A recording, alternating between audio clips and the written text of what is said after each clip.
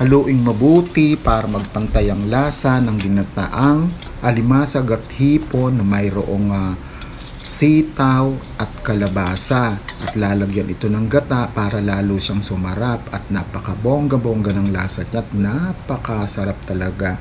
At tayo hihibasan sa pagkain at napakasarap at medyo spicy ito.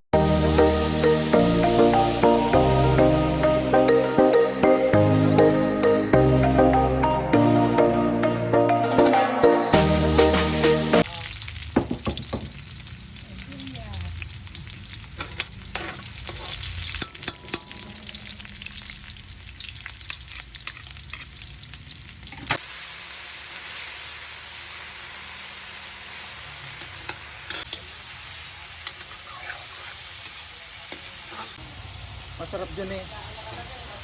Masarap dito kare-karing seafood. Mainit yung sandok.